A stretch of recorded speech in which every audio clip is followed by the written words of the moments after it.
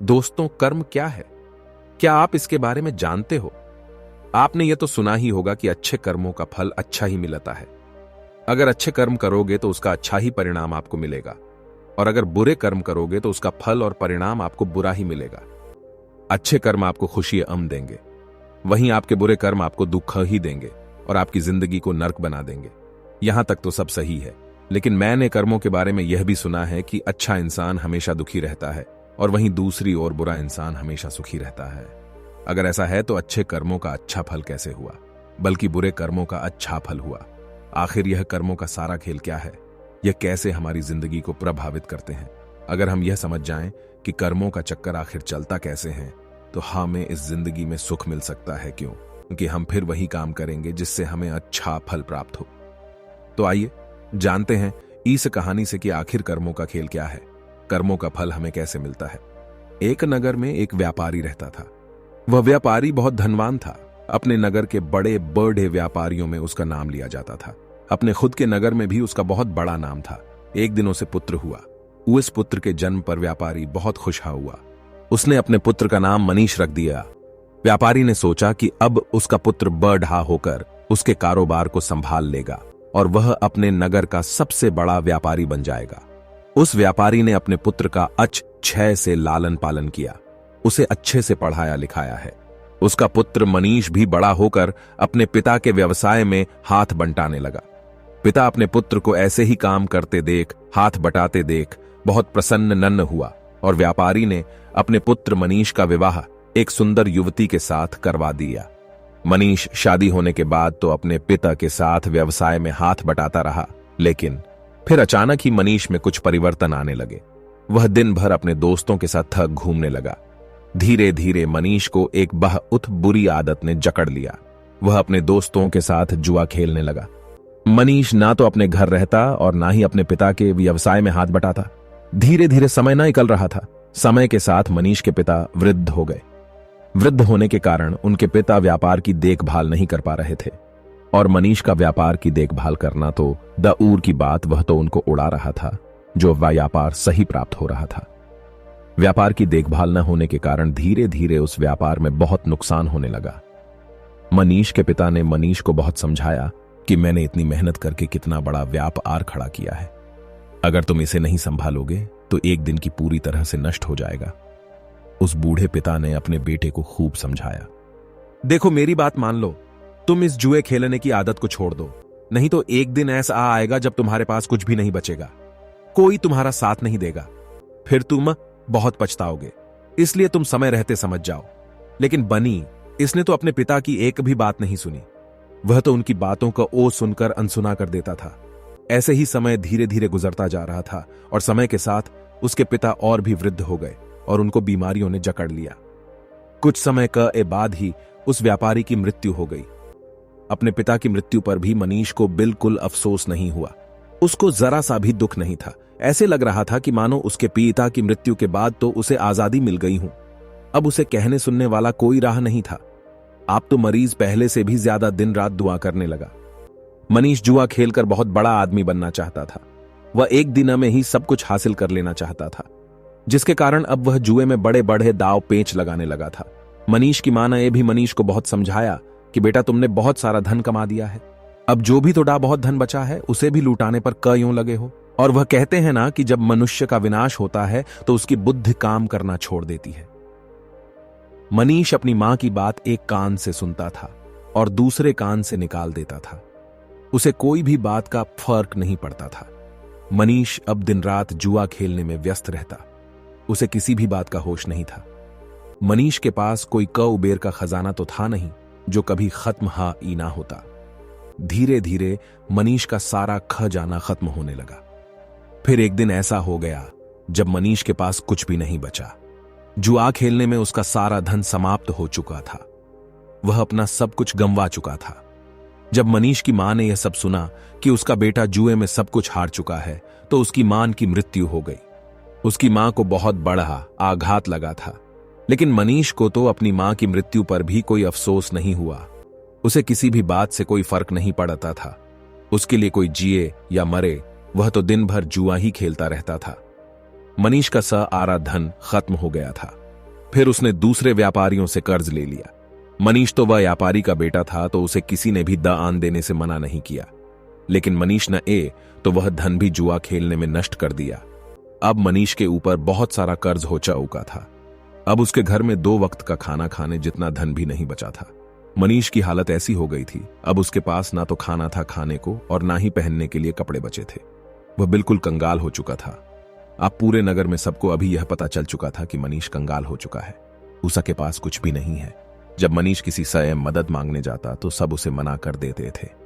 अब उसके पास ना तो खाना था खाने को और ना ही पहनने के लिए कपड़े बचे थे।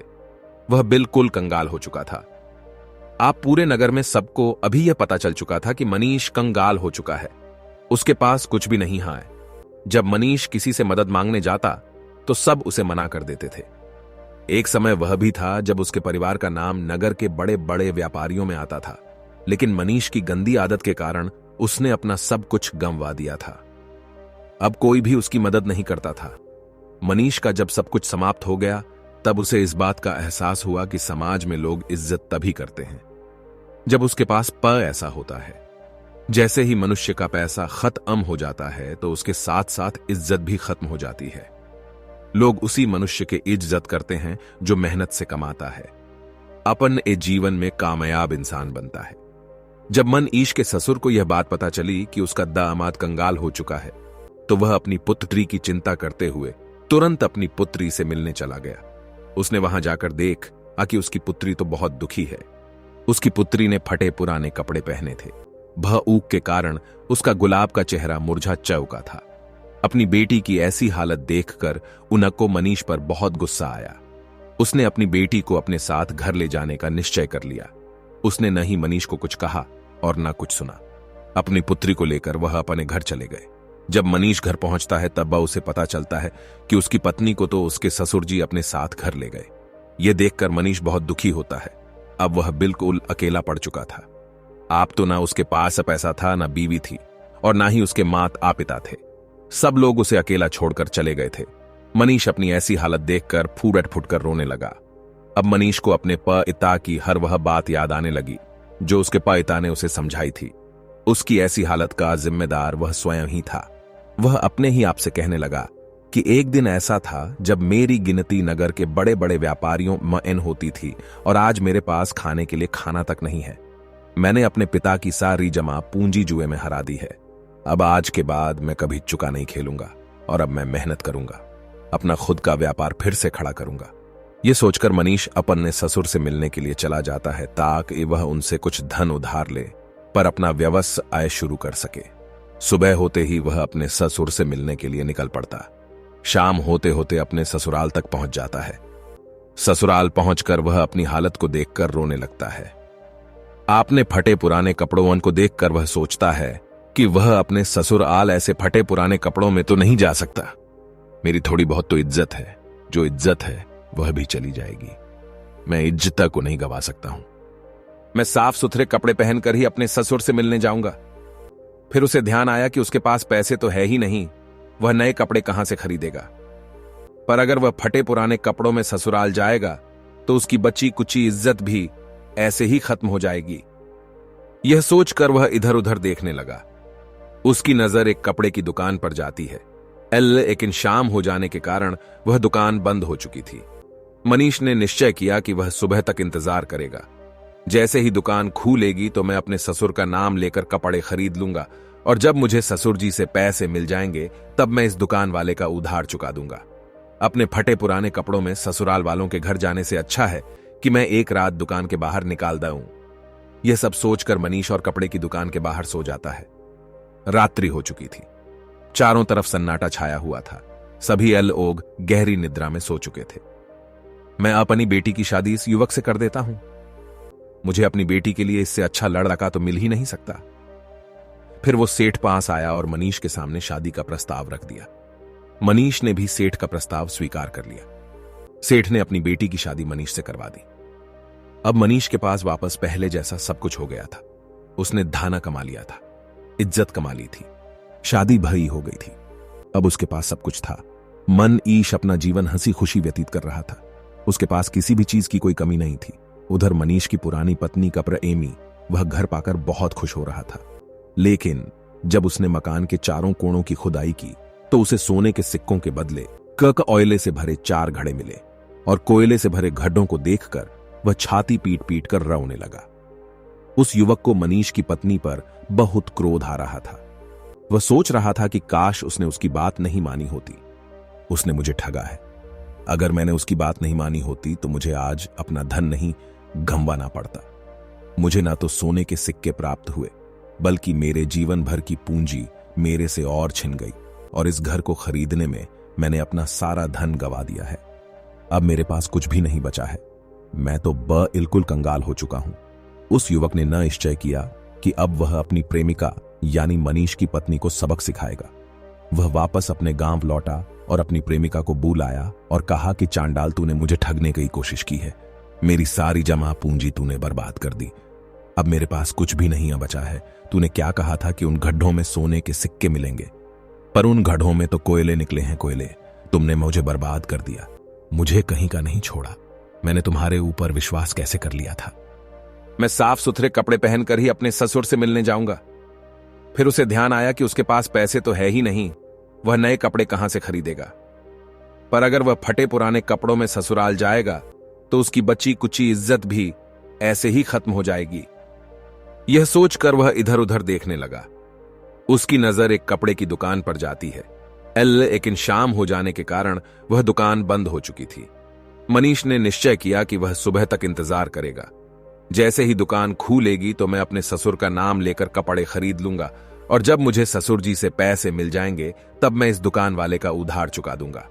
अपने फटे पुराने कपड़ों में ससुराल वालों के घर जाने से अच्छा है कि मैं एक रात दुकान के बाहर निकाल दूं।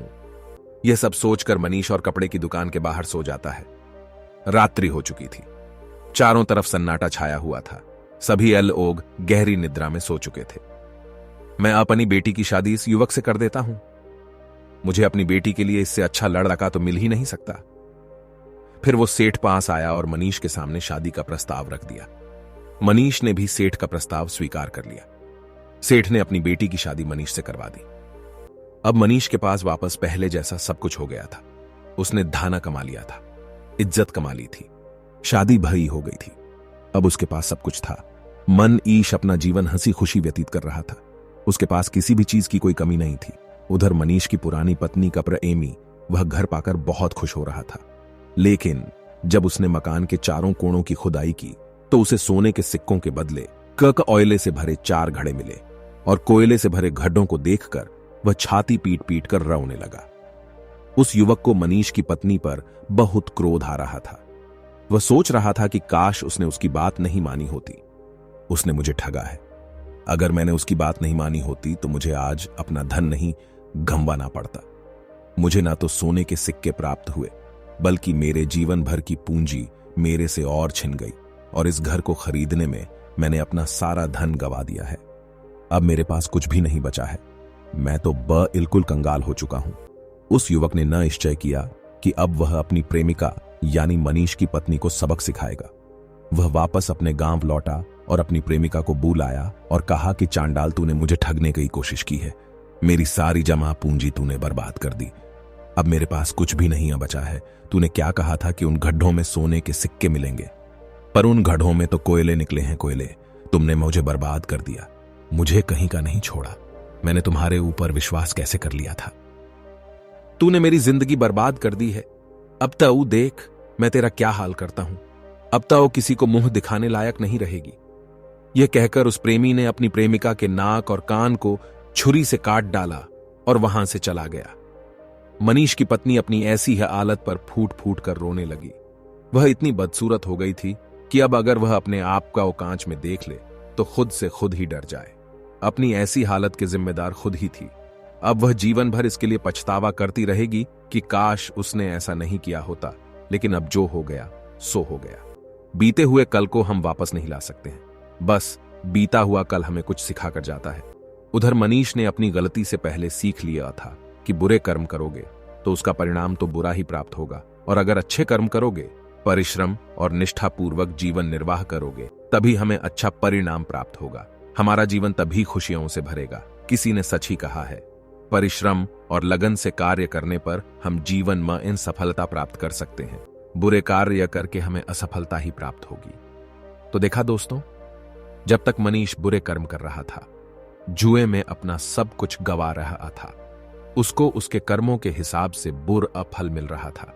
लेकिन फिर बाद में जैसे उसे एहसास हुआ कि बुरे कर्म उसे बर्बाद कर रहे हैं, तो उसने बुरे कर्मों को छोड़कर अच्छे कर्म अपनाए। इसलिए दोस्तों, चाहे देर से ही सही, लेकिन बुरे कर्मों का अफल परिणाम हमेशा बुरा ही होता है। वहीं दूसरी और अच्छे कर्मों का परिणाम सदैव जीवन हितकारी होता है। तो दोस्तों, का ऐसी लगी आपको कहानी, हमें कमेंट करके जरूर बताएं। और हां, इस चैनल को सब्सक्राइब भी जरूर कर लेना। तो मिलते हमारी अगली कहानी में, तब तक के लिए आप स्क्रीन पर आ रही अन्य कहानियां सुन सकते हैं। धन्यवाद, अपना ख्याल रखिए।